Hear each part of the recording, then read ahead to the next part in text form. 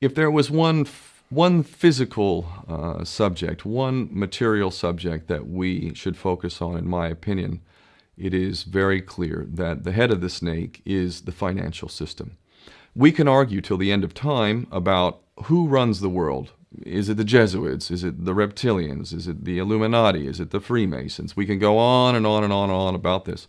But I don't think it is reasonable to even begin arguing about the mechanism that is used to exert this control. The mechanism is finance. The whole point of finance is to indebt, otherwise to enslave. What is a mortgage?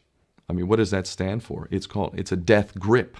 So when you get a mortgage, you have a death grip held over you because you are in debt. You don't even own the house. The bank owns the house that loaned you the money to buy the house, unless you're fortunate enough to have all the money to buy it outright. And even then, you can be taxed by the government, and if you fail to keep up with those taxes, the government can then take it from you. The whole system is based on a financial fraud, which effectively takes the power that we have and it gives it to a tiny group of individuals who are running the world through the control of finance. With the infinite supply of money that we have allowed them to take, they have literally an infinite supply of money, and with that money, and from their psychopathic point of view, they have bought everything and everyone who can be bought.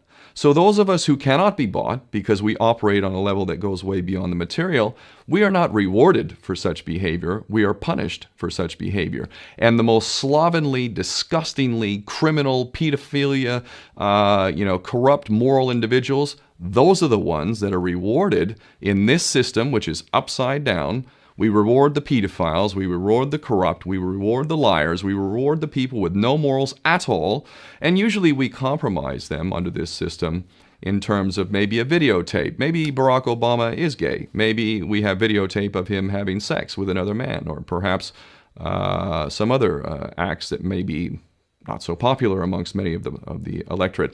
Or maybe we have videos of political leaders having sex with little boys or little girls. If I was in charge of the world and I was a psychopath and completely drunk on my own power, you can bet damn sure that's what I would do.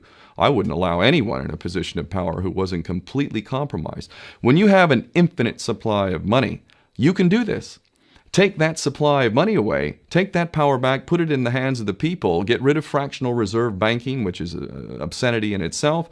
Listen to the lessons of Jesus Christ. If you're a Christian who got really pissed off when he went to the temple and he saw what the money changers were doing, let's take back control of the issuance of money, and not just on a national level. I'm happy to see in Denmark that you have your own currency. You don't have the euro. But on every country's level, they should be issuing their own currency in a transparent, non-usury based way in which it really, truly benefits the people. And in that way, we can literally free ourselves of the banking debt which is drowning us all, and we can stop scrambling for the crumbs from the table of these filthy rich psychopaths and live in a state of abundance just by changing this one thing. And I'm not just talking about abundance for Western nations who have an artificially inflated value with their currencies. We all in the West are guilty of having that reward while the rest of the world is sucking on it. Every nation in the world can use a sensible financial policy to liberate themselves, to have world-class education, infrastructure. Everything that a healthy society would require can be had in the worst, most corrupt African country, in any part of the world. We can all have that if we simply change that one thing. John F. Kennedy did that about 6 months before he was taken out. He issued United States notes as opposed to Federal Reserve notes.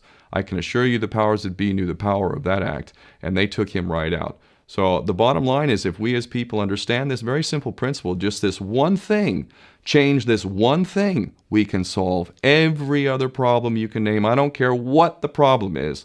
I can bring it back to the financial system and an infinite supply of money for a bunch of psychopaths who are running the world, as opposed to an abundant supply of money for all of us. So in that sense, I'm very optimistic.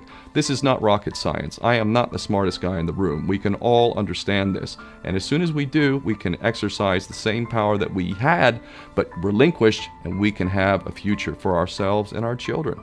There's a lot to be optimistic about, quite frankly.